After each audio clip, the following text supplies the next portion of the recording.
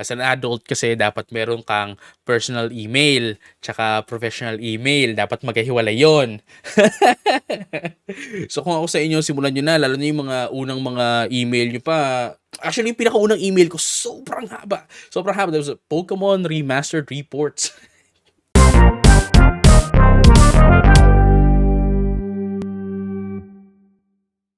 Welcome sa Koomer Club, kung saan makikilala nyo ako at malalaman nyo ang mga rason kung bakit nyo ako dapat i-cancel. Pero, alam nyo yun, huwag naman sana. Pero yun nga guys, no, welcome sa ating podcast guys. No, ako nga pala si JJ-kun, no, sa mga hindi pa nakakaalam. Sa mga MNL48 fans dyan, mas nakilala nila ako bilang Nuk sa mga fans ni Miho, or other than that, sa ibang members or sa ibang fans, nakilala nila ako bilang Nuk. Kun. Ayan, Kun. Si Miho lang tumatawag sa akin ng Nuk. Tapos ano naman yung Yung sa iba naman, puro Kun, Kuya Kun. But yeah, yun, bahala kayo kung anong gusto niyo tawag sa akin. Pero welcome sa Koomer Club, no? Ito lang yung podcast na gusto ko gawin. Matagal ko nang gusto gawin actually, no? Kasi wala lang, gusto kong may mapag-usapan and gusto ko dumaldal, essentially, no? Gusto ko dumaldal. And I think this is one of the ways na magagawa ko talaga yon. Alam mo yun na, kasi I wanted to be a content creator before. Nag-YouTube, nag-vlog, gumagawa ng content, educational content, gaming content, ayan. And I know you guys know it as well, no? Kasi yung TikTok ko, ayan, nagawa naman ako dyan ng mga educational Pokemon Unite content. Dati nga, di ba, halos araw-araw ako nag-upload, pero ngayon medyo madalang na. Puro shit posting na halos yung pinopost ko sa, sa, sa TikTok. And then yung YouTube, sabi ko, ilang beses ko sinabi sa sarili ko talaga na, alam mo yun, I will try to be active. Gusto kong maging content creator. Pero alam mo yun, there will be a surge of creative juices flowing, overflowing from you. Tapos after mo magawa yung gusto mong gawin, parang wala na, parang tinatamad na uli ako. That's why even on live streaming, ganun din ako. Medyo alam mo yun, live stream ako ngayon tapos mawawala ako for like 2-3 weeks, no? Pero I think podcast, this is something na kaya ko panindigan. I think I can be consistent with the podcast kasi matagal ko na talagang gustong gawin to. And I've started doing podcasts with Pokemon Unite Philippines as well, ano. So doon pinag-uusapan namin yung mga issues with Pokemon Unite, mga updates and mga speculations namin, so on and so forth. Pero this one, I wanted to do something like that on a more personal level, no? Gusto kong pag-usapan sa sarili ko, or if you guys have any issues or trends or mga topics na gusto nyong pag-usapan ko, or kung gusto nyo malaman yung mga takes ko about specific something, ito yung platform na natin, kailangan natin para doon, no? Ito yung platform na magsisilbi na mailabas ko, no, ang lahat ng mga saloobin ko tungkol sa mga bagay-bagay. Ayan. So, yun. Once again, guys, no, welcome sa Koomer Club. This is going to be the pilot episode, so I'm really excited. For this episode, though, since this is the pilot episode, ang gusto kong gawin dito would be magpakilala sa inyo. I know yung mga nakikinig sa akin, kilala na ako as a caster, someone in esports community, ayan, someone who is actively trying to be part of the MNL48 fan club. Fandom, not fan club. Sorry. Yung pa lang, wala pa ako sa mga controversial takes. Maka-cancel na agad ako. Fandom, ayan. Just mga MN loves, no? Lagi ko sinasabi, diba, sa Twitter, hindi nga ako fan. Instagram, sasabi ko rin, hindi rin ako fan. Pero, anyway. Ayan. Yung MNL48, siguro, pag-usapan natin siya on a different, discussion, on a different podcast, different episode. Pero this time, let's focus, going back to myself and how I became who I am. Ayan. So, ayun. sino ba ako, no? Ako nga si JJ, no? Isang esports commentator, ah, tournament organizer. Ayan, I used to write as well, no? Write articles in terms of video game updates, esports, ayan, with the Gamers Camp. Actually, that's one of the reasons as well kung bakit yung email ko is still has thegamerscamp.com instead of gmail.com. Kasi yun na yung nagsilbing professional email ko. So obviously I have, as an adult kasi dapat meron kang personal email tsaka professional email, dapat magkahiwalay yon. So kung ako sa inyo, simulan nyo na, lalo na yung mga unang mga email nyo pa. Actually, yung pinakaunang email ko, sobrang haba. Sobrang haba. There was a Pokemon Remastered Reports. Hindi pa ano yun. Pero you get the point, no? Yung iba dyan, mga XX James Reed XX2348 at gmail.com. Baguhin nyo na yan. Kailangan, ano tayo, pagka tumatanda na, hindi naman tumatanda, no? Kapag lumalaki na, kailangan lumalaki na rin yung email natin. Pero if maayos naman yung email mo, from when you were still, kid, usually, ano yan no? Yung mga email, simulang email, yan yung mga pangalan, buong pangalan mo, tapos at gmail.com. Sabihin natin angeloxin23 at gmail.com. Ayan. Usually yung number na yun is the date of their birthday. Ayan. Anyway, ayan. So ayun, isa akong laking video game enthusiast, no? Just going back, no, para hindi na tayo ma-sidetrack ulit. I'm a huge video game enthusiast. Siguro isa na dito yung rason, isa sa mga rason dito is simula bata pa lang ako, yung tatay ko talaga has been buying me a lot of video games, PlayStation, Game Boy, ayan. Nagsimula ako sa PS3. I believe my favorite game then, actually, yeah, still my favorite game until today for PS1 is Tekken 3. Tekken 3.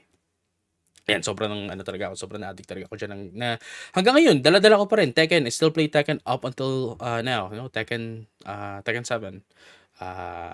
Ayan, and then nagkaroon kami ng sarili naming bahay kasi dati kami, nasa iisang bahay kami kasama nung mga pamilya nung mga pinsan ko, ayan. Sa pagkakasama, extended family essentially in a single house.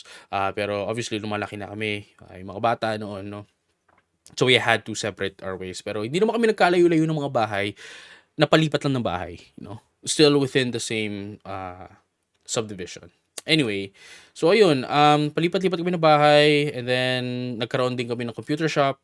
So alam mo yun, simula pagkabata ko pa lang hanggang pagtanda ko, talaga yung nasa harap ko, yung nasa environment ko, puro video games talaga. That's why hindi nakataka-taka na lumaki ako sa video games, and I am now a huge video game nerd. Ayan. And then ayun, going into esports, naging tournament organizer ako, hindi pa nabanggit ko nga kanina, tournament organizer, community manager, and commentator. Pero isa-isahin natin yan, sa tournament organizer, ayan, simula pagkabata ko pala, nabanggit ko, di ba, may Game Boy, binigay sa akin. I've always been fond of Pokémon simula pa nung anime, no? Sa GMA 7. I also remember one time, sa GMA 7, they really tried to explain kung ano yung sinasabi ng mga Pokemon, na naglagay sila subtitle na may orange text box, na nilalagyan nila ng subtitle kapag nagsasalita na I believe that was Halloween-esque episode ng Pokemon. That was Indigo League, so season 1. Yung nagkaroon ng Blastoise, may fusion si Blastoise tsaka si Venusaur at that episode, if I'm not mistaken. Si Squirtle tsaka si Pikachu nagsasalita, Squirtle, Squirtle, Squirtle. So, tapos yung sa GMA, sa TV, may subtitle. Sorry, parang tanda ako na yata. Hindi. Ayan, so yun simula pa lang noon, pagkabata ko pa lang Pokemon talaga, hilig ko hanggang sa tumanda ako. Hanggang ngayon nga 'di ba, I'm doing Pokemon Unite stuff. Anyway, going over, kaya ako nabanggit yun is because my early days of being a tournament organizer was being a part of PKMN PH Pokemon Philippines. No, it is the biggest. It is the first, it is the premier, and it is the biggest Pokemon community in the Philippines. No, I used to do more than competing for the community, and then hanggang sa naging I was the head administrator nung PKMN PH kasi nag-step down yung dating may-ari. Tapos may pinagpasahan siya eh. May pinagpasahan siya. Unfortunately, yung pinagpasahan niya is someone who wasn't interested, no, in becoming the head administrator of PKMN PH Pokemon Philippines. So, what I did was I took the initiative, and then for like half a decade, so 5 years. For about half a decade, I was running that, and doing events for the community in the Philippines. VGC, yung sa ano pa, 3DS, no, Switch, yan yung madalas namin pinapano. And then, obviously, we were trying to help out yung TCG as well, yung trading card game. Ayan. And then likewise, no, nabanggit ko nga, I'm a huge fighting game enthusiast as well. Um Ayun, as a tournament organizer, I've been tawag dito, I have been trying to be one of the tournament admins for video game tournaments, no? Fighting games, yan, Tekken, yan. And then I was also one of the TOs, no? Organizers doon sa Rev Major. It is, sa mga hindi nakakalam yung Rev Major po, yan yung pinakamalaki, the biggest fighting game event in the Philippines. Yeah, that is the biggest fighting game tournament in the Philippines. That was that was a yearly experience, kaso nga lang ayun nagkaroon ng COVID, no. And hindi siya natuloy, pero I believe no they are teasing for it to come back this year 2022. So that is something.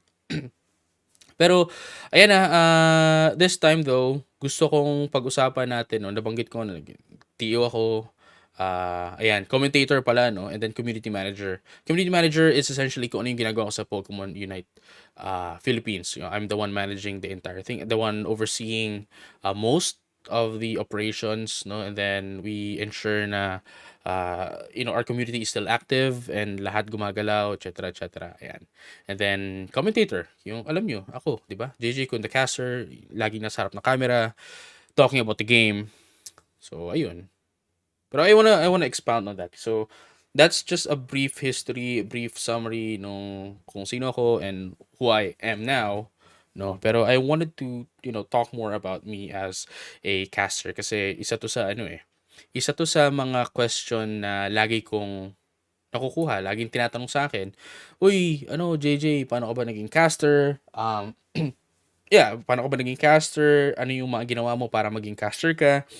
Um, so yeah, I wanted to kinda address this as well, no? Para din alam nyo kung paano ako naging caster kasi I know there are some of you who are listening as well na wants to be a caster as well. And again, it's still part of me introducing myself for our pilot episode. Ayan.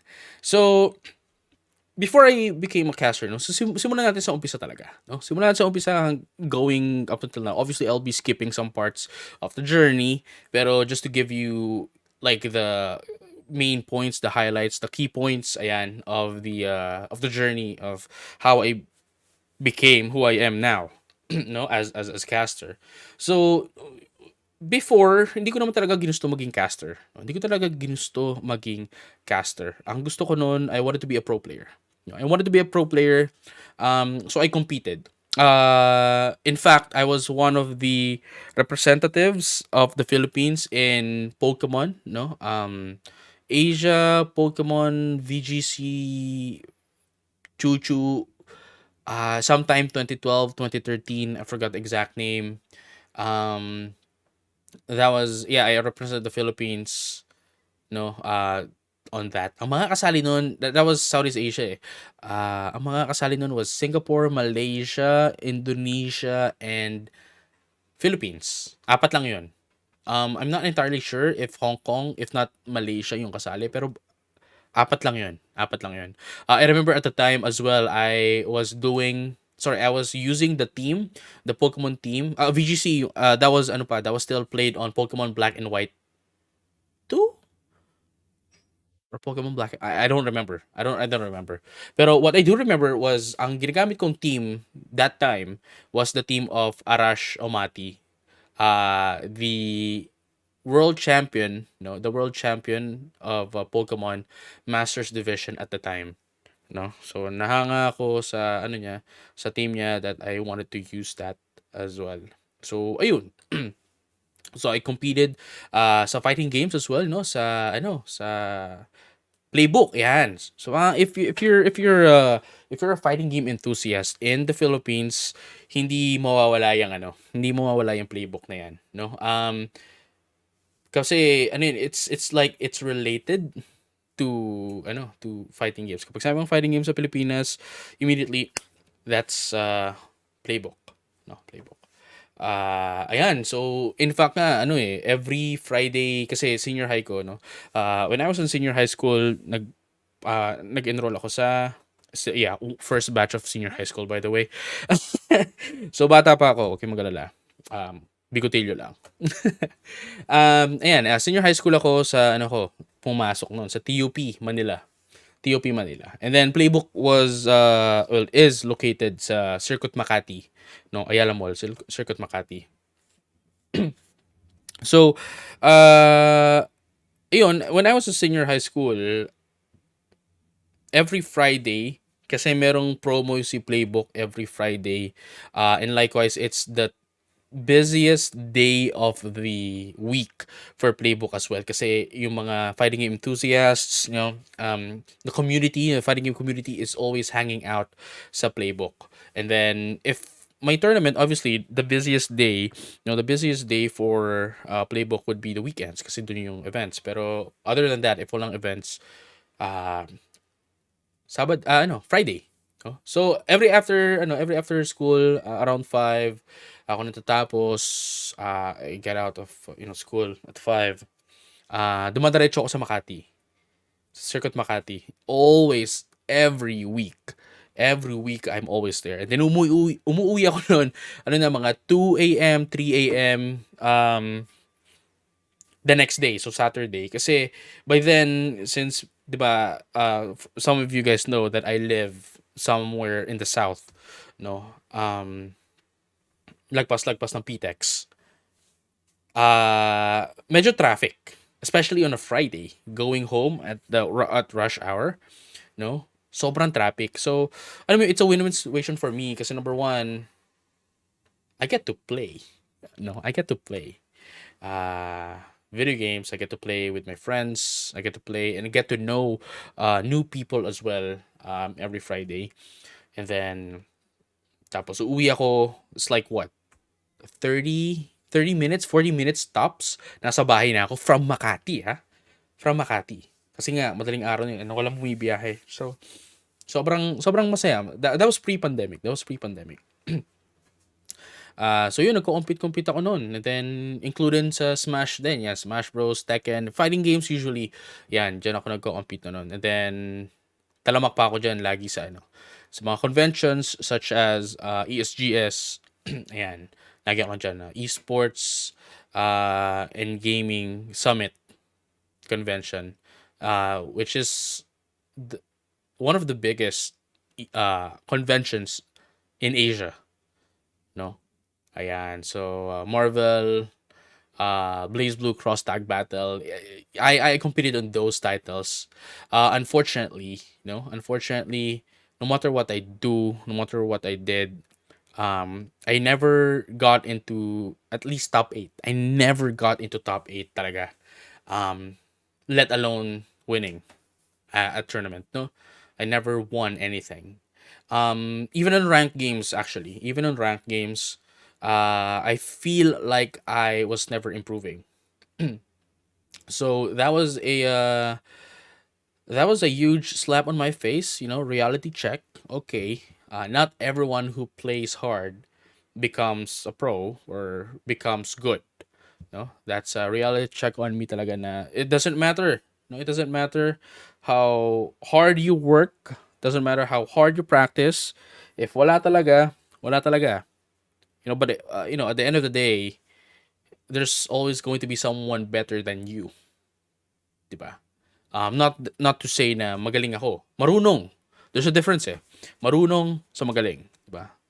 Marunong ako. Unfortunately, my skills, mechanical skills, isn't on par with the others. Kaya lagi ako natatalo. I believe, it was a Smash tournament nung yung Summer Gaming Fest lang ako nanalo. Sorry, nanalo ng like what, three times and then talo ako second. Talo agad ako after that. So yung streak ko nawala. I believe that was nung sa Tekken nun ano eh. Hindi nga ako nanalo kahit isa eh. So I competed on Smash and Tekken. Libre naman kasi. Pero that was the time na laman ko yung actually hindi ko nalaman pero mas nakilala ko yung developers ng Bayani. So shout out sa Bayani, Ranida Games. Unfortunately, I'm not sure what happened to the development of Bayani. Ever since pandemic struck, medyo napunta sa limbo yung development. But yeah, that was the only tournaments na kung saan ako nananalo. Bayani, ayan, dyan ako nananalo. That was the only fighting game where I was able to win. Pero other than that, wala na talaga. So yun, alam mo yun, parang I was slapped by reality na kahit anong gawin mo, hindi ka magiging magaling. Kahit anong gawin mo, hindi ka magiging malakas. Pero it didn't stop me. No, it didn't stop me kasi I still wanted to be part of esports. I still wanted to be part of esports. Pero kasi, alam mo yun, usually nasa isip ng mga tao, when you talk about esports, if you want to be part of esports, ang una nasa isip niyan, pro player. I was the same. I was the same. Pero I was able to think of ways kung paano ako magiging part ng esports other than being a pro player. So that's why I am now a caster, no, and a tournament organizer. I started casting, ito na yung, kumbaga, ito na yung, naghahanap na ako ng di ba? Naghahanap na ako ng way to still be part of esports, but not competing. Kasi nga, wala na, tagal na akong, I gave up competing for so long, for quite a long time now, no? Um, nagkaano yun, yeah, basta matagal na yun. So, ayun. Buti na lang, no, I was able to experiment, I was able to explore kasi lalo na sa playbook, no, kasi nabanggit ko nga, 'di ba, every Friday may gathering doon, community nights, and then they just allow people, no, they just allow the community members, community people, whoever is, in playbook to be part of the desk. By desk, I mean yung mga nagko-commentate, to be part of the commentator uh, to the community games. Kasi meron, ini-stream yon every Friday, gabi-gabi. Tapos, if you want to cast, they just let you, no? So that's like one of my first experiences into casting. Yun nga, in general, actually. And then after that, sometime after that, I became the community manager for this internet cafe, computer shop, sa Imus. This was Trick, no? It closed down. It's known now as Overpower? Something. OP something. Basta yun, something. Uh Yun. I was a community manager, although I kind of regret as well when I was still community manager then. I wasn't able to do much. No, the resources then, and I was still, I was still young at the time. So, alam mo yun, medyo, I kind of regret, I could have done more. Could have done more. Pero I wasn't able to. Anyway, sometime after, no, one of my friends from Goliath, no, si Big A, was able to, tell me, no, told me na, hey, we have an auditions opened sa Goliath for this upcoming event called the Nationals. So, ayun. I went there. I tried it out, no? Sabi ko, gusto ko rin naman dumaldal. Lagi naman ako nasa noisy nung kabataan ko when I was elementary. Lagi nasa noisy. Bakit di ko pagkakitaan? Hindi, joke. No, no, no, no. Joke, joke, joke, joke. Pero like, I wanted to try things out nga kasi, diba? So, I went to Garayat. That's in Eastwood, no?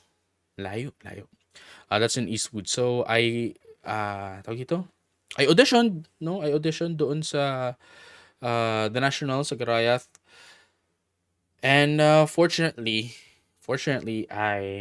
nakapasa naman, no? Nakapasa naman tayo, and I was part of the casting team for Garayat for the Nationals Tekken 7. Ayan. So the Nationals, that is one of my first official casts. So alam mo yun, early days ng casting ko, medyo nag-skyrocket agad. I took a huge leap na, hey, I'm gonna be trying this out. Imbes na, kasi I know for a fact na ang dami rin sa mga caster ngayon nagsimula ng mga community events. Nag-start din naman ako diyan, nag League of Legends pa nga ako, di ba? League of Legends pa nga ako, etc., etc. Ayan. Pero yun, sinubukan ko agad, isang malakihan agad, mataas agad, despite being a new caster, and I was accepted. Yun nga lang, well, hindi naman din nagtagal. That was just like one conference, which is understandable as well. Looking back at it right now, kasi nga bago pa ako, I still had a lot to learn. And they were aiming more for a obviously professional broadcast. Since I lack the experience in doing so, um, well, I wasn't able to meet expectations. But this time, I think I'm ready. If makakabalik, diba? I think I'm ready. I was really young that time, and it has been quite a while. That was 2019, guys. That was 2019. It's 2022 now. I think I've learned a lot from then. And if you're going to be comparing me as a caster in 2019 and as a caster now, I think you will find out that there's a huge difference. No? And then actually even that nga no, I was also contacted sa TV5 to audition for the same event. Unfortunately, I wasn't able to come. I wasn't able to come to the auditions nung TV5 kasi that was a Wednesday. And that Wednesday, finals exam ko yun. Araw ng finals exam ko for a major subject. For a major subject. So, I wasn't able to go there. Pero yung the next one was Signal TV for the same event. Nakapag-audition ako and natanggap naman ako. So, that's good. Yes, nabanggit ko na natanggal ako sa Garayath, no, as one of their talents. Pero for the Nationals, Signal TV broadcast, so yeah, kung napanood nyo na kami sa TV, yan, EGG usually ang pinapalabas for Signal TV, Um, yun, tumagal ako dun for all of the seasons, for all of the conferences, andun ako lagi. I was never out. And medyo malaking tulong din sa akin yung The Nationals. Actually, that was the reason kung ba't ako nakabili ng PS4. Alam mo yun, parang, tawag dito, katas ng pagdadaldal ko. Nakabili ako ng PS4. Nakabili ako ng PS4. Pero, dati, as a caster, yun lang yung inaano ko, yun lang yung hinahangad ko, magka PS4 lang, makalabas-labas man lang, yung magkaroon ng extra. Pero now, thanks to casting, I now have my PC. I was able to have my room renovated. I was able to buy yung mga merch ko sa MNL48, my games, dati, ano pa yan, hirap na hirap ako mag-ipon, hindi gumastos, magutom, kasi may bagong larong lalabas. So, hindi ko gagastusin yung, ah, yung allowance ko para lang makapag-ipon, para makabili ng laro. Pero now, I'm not struggling as I was before. I am still now, struggling kasi hindi naman araw-araw may event, hindi naman araw-araw may project. I'm a freelancer, hindi wala naman akong stable job. Pero alam mo yun, it's not as hard as before na kasi may sarili na akong pera, hindi na ako nanghihingi sa magulang ko. From time to time, obviously, nanghihiram pa rin ako kasi, I don't have a stable job. Um, Tapos binabalik ko na lang kapag meron na uli ako. So, anyway, ayun. Moving forward, ayun na, natanggap ako sa nationals, ano? And then, ito na, start na nung aking first official cast talaga. Pero hindi the nationals yun. One of my good friends, no, Justin Banusing, from Acad Arena. No? Sa mga hindi nakakaalam, yung Acad Arena, that is the biggest collegiate esports organization in the Philippines right now, and they're aiming to put esports in each and every educational institution in the Philippines. So hopefully, power sa kanila matuloy yun. Pero yun, I was messaged by Justin to be a last minute replacement for one of the casters in Tekken kasi schedule conflict, no? Nangyari, schedule conflict. So, message niya ako, hey, are you available to be a caster?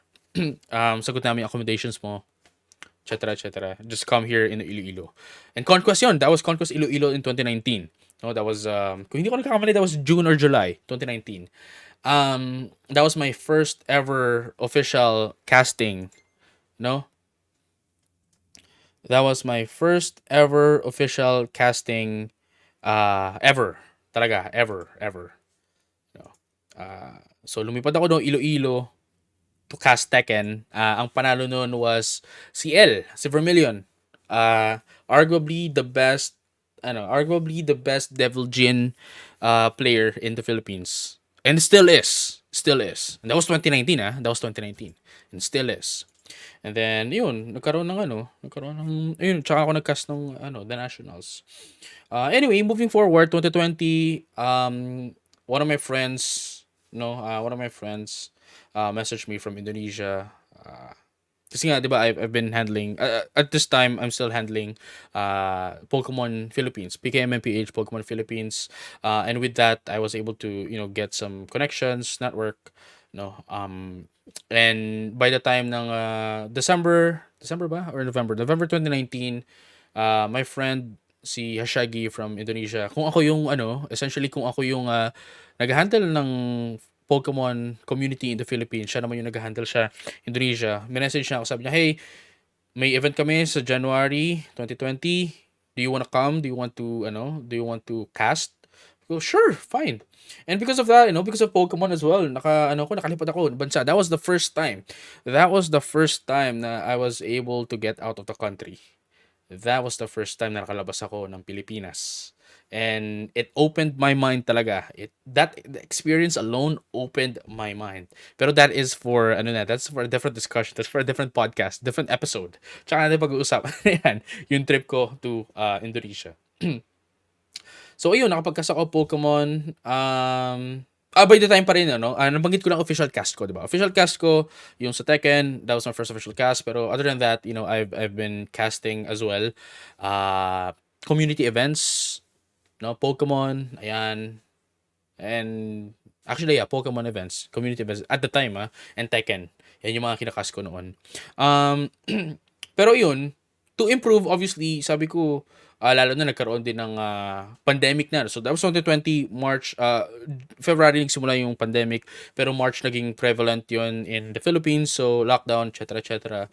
Sabi ko, alam mo yun, nawala kasi ng nawalan kasi ng mga fighting game events.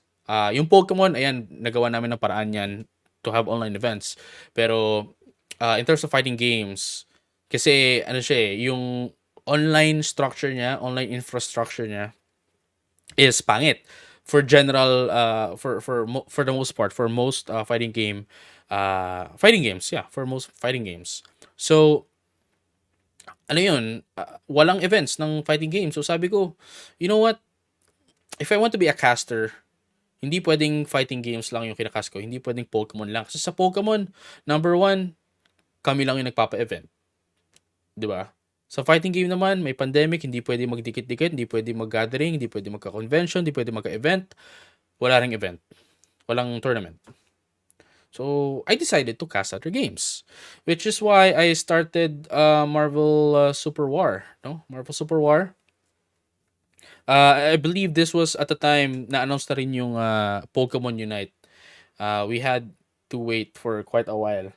Pero sabi ko, in preparation for that, I'll try to cast other games. And one of the biggest genre in the Philippines, no? One of the biggest genre in the Philippines is tawag dito, MOBA games. So I started with Marvel Super War. Kung hindi ako nagkakamali, I started with Marvel Super War. That was with the Evo and Esports game hub. Basta Dominators League. Pasensya na, Frances. Si Frances kasi one of the uh, head nung MDL. Marvel Dominators League. Basta yun. Marvel Super War Dominators League by Evo. Yung Evo, yun yung organization na nag-organize nun. And ayun, doon ko rin nakakaas si Manjin. No, si Manjin, really, really humble guy. And he was accommodating of me as well. He was accommodating of me na bago nga lang ako into MOBA casting. And yeah, he accommodated then. And actually, from day 1 and day 2, nakita yun nila, Frances, how I improve immediately. No, so huge thank you kay Manjin kung nakikinig ka man. Thank you sa'yo, shout outs. No, yeah, it's the same Manjin na nasa MPL. Same Manjin na nasa MPL. So Marvel Super Power Casting, he was able to bring out my fullest potential then. Obviously, I still evolved. Pero at the time, my fullest potential was, brought out by Manjin. So huge thankful for him. And then from there on, taas-taas na lang ako. Umangat na umangat. And then hanggang sa, ayun na nga, because of that, I casted Mobile Legends as well. And then naging part rin ako ng Tournament of Past. Tournament of Past kasi ito yung the only official tournament of Marvel Super War. And it's a yearly thing. I believe it was, narinig ko lang disclaimer, don't at me. Ayaw kasi magpa-tournament ni Disney. Pero yun nga, at least we got Tournament of Past. And then, yung PPGL, actually, yung Marvel Super War, nagkaroon din ng PPGL, ano? So yun, naging part din ako noon. So for the most part, all official tournaments ng Marvel Super War, I was a part of kasi it was a pretty small community as well. And then medyo hindi rin siya naging boom, especially nakasagsagan din ng Mobile Legends, medyo nasapawan. And wala masyadong nagkakas din ng game. So alam mo yun, I was able to get the opportunities as well. And then Mobile Legends, bang bang, ayan, nagpa-tournament ako. And then some of the community events as well, even including yung Akad Arena. No, yan yung mga early days ko ng Mobile Legends, bang bang. And then nakapag-cast din ako ng Call of Duty Mobile. And then, 2021, nagkaroon na ng Valorant. And then people were asking me to cast Valorant as well kasi it's the next big thing. Sabi ko, I'm going to try. I'm going to try. Pero, yun nga, tinry ko pero I never really got into Valorant kasi I never got into Valorant kasi ang tagal niyang laruin. It's like what, 40 minutes minimum per game. Tapos matatalo ka lang, di ba? I don't I'm not fond of games na sobrang tagal. No, I'm not fond of games na sobrang tagal. Ako kasi yung taong diyan lang, alam mo yun. Yung okay, may nasa mood ako maglaro ngayon tapos mamaya wala na naman ako sa mood maglaro. Ganun. That's why I really like Pokemon Unite and Call of Duty Mobile kasi although I don't play Call of Duty Mobile a lot, no. Pokemon Unite pa rin. Kasi that's only like what, 10 minutes? About 10 minutes and then kung Valorant lalaruin mo 40 minutes, maglalaro ka minimum, patatalo ka lang. For Pokemon Unite, 10 minutes, 4 na laro na yun. It doesn't matter kung talo ka lahat. Doesn't matter kung talo ka yung 4 na yun, naka-4 na laro ka pa rin. 'Di ba? So, ayun. And then 2021 dito ko rin huge thankful din ako, no? Thankful din ako kay Saya sa mga hindi nakakalam, one of the OG Mobile Legends caster, no? One of the OG Mobile Legends caster, si Kay Saya, was the one who gave me a project with Kart Rider Rush. Sa mga hindi nakakaalam, Kart Rider Rush Plus is a racing game. Para siyang Mario Kart, no? But for mobile devices, Android and iOS. Um, Yun. Na hanggang ngayon, simula nung first event nila, that was February or January? February yata, 2021. That was the first ever tournament live stream, no, ng ano, first ever, no, ng Kart Rider Rush. So from then, naging part ako talaga ng Kart Rider for Southeast Asia English broadcast from the start up until now. So kung hindi dahil kay Kaysaya, I would be casting in. Wala akong pera. Wala akong pagpapulutan ng pera. Pero yun nga, no? Huge thank you kay Kaysaya kasi kung hindi dahil sa kanya, wala akong pagpupunutan ng pera. For a lot of times. Kasi regular, regular events sila.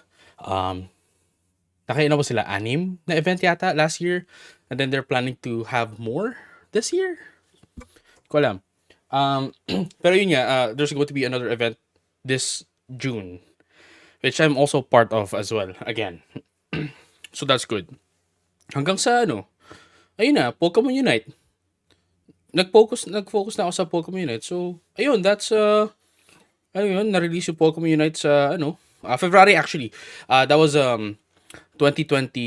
2021 February, I was able to play out, yung Canadian beta nung Pokemon Unite. And from there, alam mo yun, sabi ko, buti na lang nag-Marvel Super War ako, ganyan. And I was really excited into casting Pokemon Unite. Hanggang sa, yun, lumabas na siya ng July 21 for the Nintendo Switch. And simula nun, naglaro na ako. Like, I really did. Naglaro na talaga ako. Inaral ko siya, and then September came out. September 2021 came in, tapos nalabas na yung mobile version nung Pokemon Unite, which, mas dumami ngayong players. And then ang dami namin naging players, community members, ayan, sa Pokemon Unite Philippines. And, ayun, I'm just so happy na, if it wasn't for that one guy who pushed me to audition, dun sa Garaya for the nationals, I wouldn't be standing here, wouldn't be sitting here right now, as a caster, and I wouldn't be dreaming of casting for the Pokemon World Championships. Hopefully, I get and cast to Pokemon World Championship this year, 2022. Pero if it wasn't for him, so you shout out sa'yo, kilala mo na kung sino ka. If it wasn't for him, I would have still been, I think, dreaming of competing to the worlds, despite being slapped by reality. Maybe I could have been good in other games, maybe, pero I'm happy with where I am right now. So, yun, that's my story as a caster. Diyan ako nagsimula. Nalaman nyo saan ako nagsimula, and nalaman nyo kung nasaan ako ngayon. I'm a part of the yun nga, I've casted a lot of community events, and now I'm a part of Pokemon Unite Championship Series, at least for Asia, Pacific, and OCE, APAC and OCE, Oceania, no, as a staple caster. So I'm thankful for that, and again, sana makapag-cast tayo sa Worlds, no? That's the biggest dream right now, makapag-cast sa Worlds sa London in August. No, ayan, and this is not the end, no? This is not the end of this is not the end of me as a caster, dahil papunta pa lang tayo sa exciting part. Ayan. Papunta pala tayo sa exciting part, guys. Nagsisimula pa lang tayo. I am now casting for starting 2019, 19, 20, 21, 22, 3 years, almost 4 years actually, almost 4 years of casting. And bata pa tayo. Bata pa tayo in terms of casting, and mag-improve pa, mag-evolve pa ako. I'm pretty sure, no? And one day, maabot din natin yung pangarap. Maabot din yung pangarap. And hopefully with you guys as well. Whatever you dream of, no? Whatever you dream of, do the work, no? Do the work and you will be rewarded.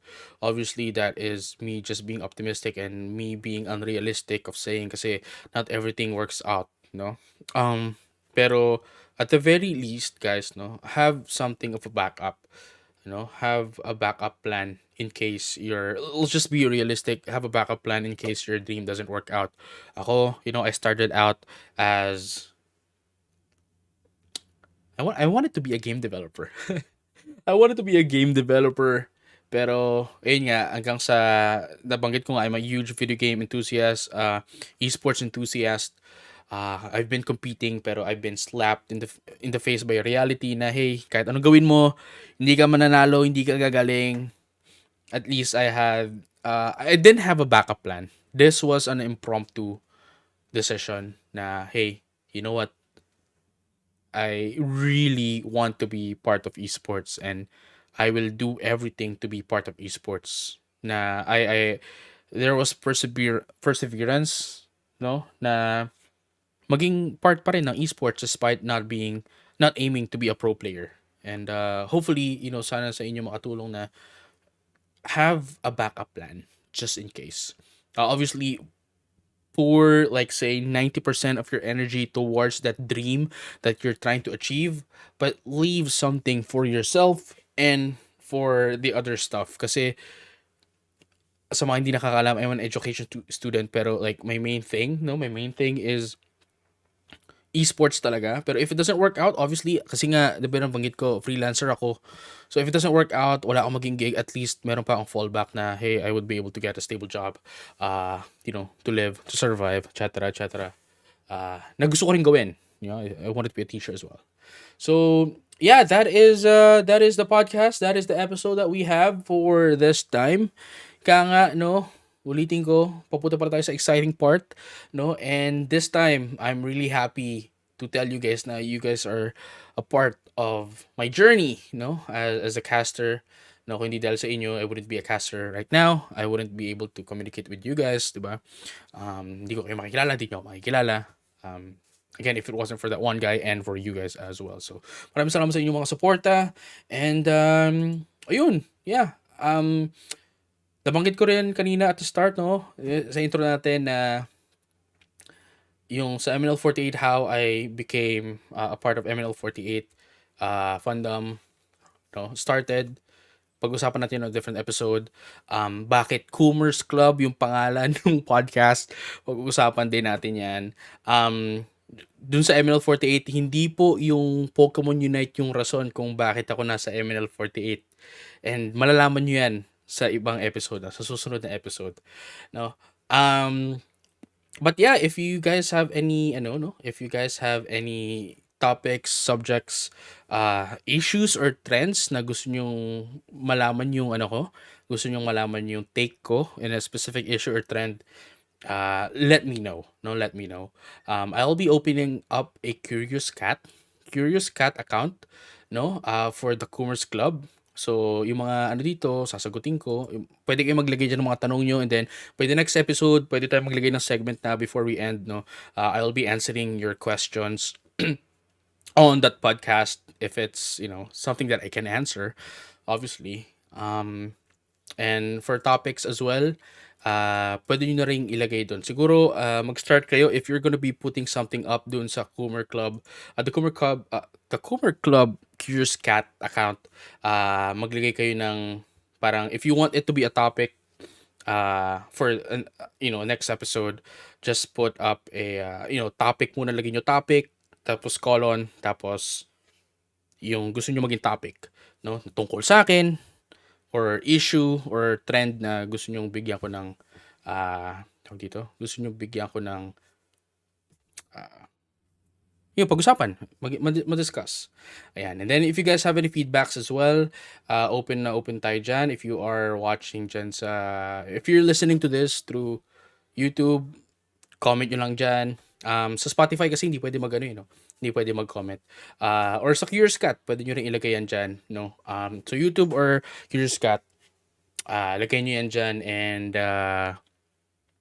titingnan ko rin yan para din ma-improve natin yung podcast natin for the future episodes.